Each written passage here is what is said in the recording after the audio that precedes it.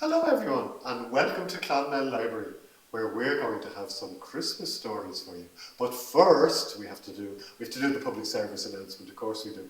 We have two great things going on in the library for Christmas. We have a competition where we want you to make a great Christmas decoration that we can hang on our trees or hang around the library. And you have to bring that in, and we have an entry box and you put it in there. Okay? And make sure that your name and your contact details are on it, because there will be a prize. And the second thing is we have great colouring sheets in the library, so come on in and collect a colouring sheet, and we're going to use those to decorate the library as well. So we really need your help with all that stuff. Now, let me read a story, a nice Christmas story. Hello everyone and welcome to Clonmel Library. We have a good Christmas story for you, right? We do. Well, I read out what it says about it on the back. Christmas is coming and everyone is so excited, except for Grumpy Badger. Piffle, he shouts, I'm going to sleep until the spring, and if anyone wakes me up, I shall be very grumpy.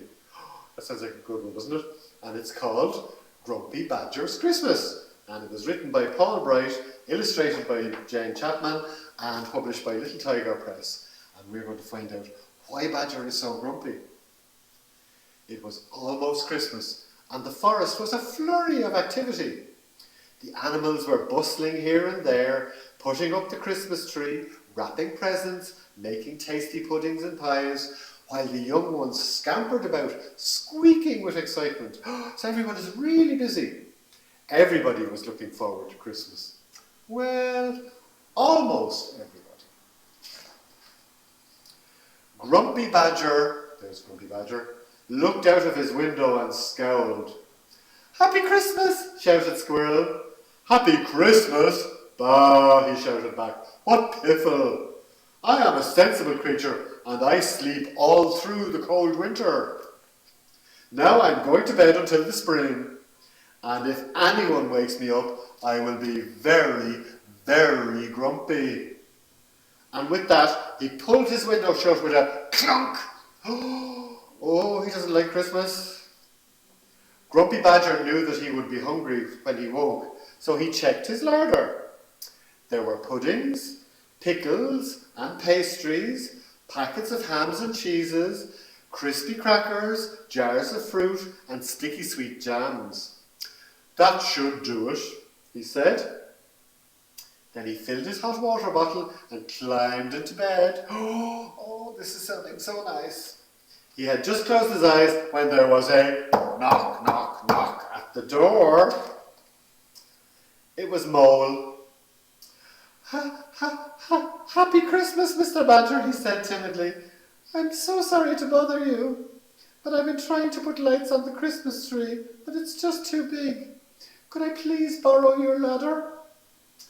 Christmas tree? Spluttered Grumpy Badger. Piffle and double piffle. Christmas is for sleeping, and that's what I'm trying to do. And he closed the door with a bang. He's having none of this Christmas business. Bah, huffed Grumpy Badger, climbing into bed. Borrow my ladder, indeed. All I want is a bit of peace and quiet, and leave me alone. He peeked under his bed, where he put more food for springtime. Candies and cookies and cherry cupcakes. Then he cuddled down deep into his big, warm eiderdown. He was just starting to snore when there was another knock on the door. Oh, I think he's going to be very annoyed. This time it was Squirrel. Hello, Badger, he said cheerily. I've bought you a Christmas present. Christmas present? Snorted Grumpy Badger. Piffle and triple piffle! I don't like presents, and I don't like Christmas. All I want is a little peace. And he shut the door with a crash. He's definitely not enjoying this. Now, Grumpy Badger, there he is, was really grumpy. Doesn't he look really grumpy? To cheer himself up, he thought about the bottles and bottles of homemade lemonade that he had in the cellar. Then he lay down, closed his eyes. Maybe he's going to get to sleep this time. But he couldn't sleep. His head felt a little chilly. Suddenly there was a loud banging on the door.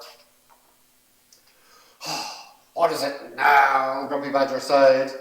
He was about as tired and grumpy as a badger can be. And who's at the door this time? It's Rabbit. Oh, Badger, panted Rabbit. Help! It's poor Mole. He's stuck at the top of the Christmas tree. Come quickly. Piffle, shouted Grumpy Badger. And triple piffle with knobs on. Why can't everyone just leave me alone? And he slammed the door so hard, the whole house shook. You're not going to help anybody this Christmas. And look, there's what's happening outside. There's the Christmas tree. It's nearly done. And who's on the top of the Christmas tree? It's Mole. At long last, Grumpy Badger fell asleep. But soon he was tossing and turning and wriggling and squirming. He was dreaming of Mole, dangling by one tiny paw from the top of an enormous Christmas tree. Mole was trembling. Mole was losing his grip. Mole was about to fall. And look, he's in a long way to fall because it's a big tree, isn't it? Poor Mole, I hope he falls into the snow. No! Screamed Grumpy Badger, sitting bolt upright. And suddenly he was wide awake. What have I done? He yelled.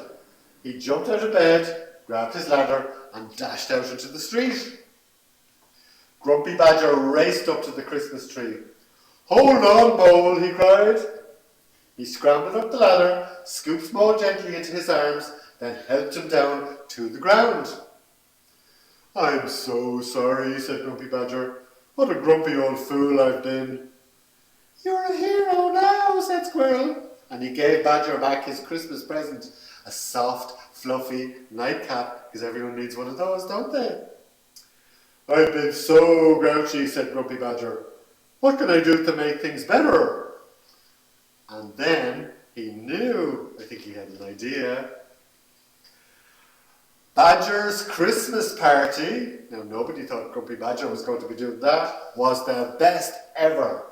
There were puddings, pickles and pastries, cheeses and hams and sticky sweet jams, cookies and cupcakes and bottles and bottles and bottles and bottles and bottles of homemade lemonade. They jigged and jived and joked and laughed late into the night. Happy Christmas, everybody, Badger cried. And if you don't all come to my party next year, I shall be very, very grumpy indeed. And look at the brilliant time they're having. And I hope you're going to have a good Christmas party too. Very like Grumpy Badger's Christmas. Thanks. See you from Clonmel Library. Bye.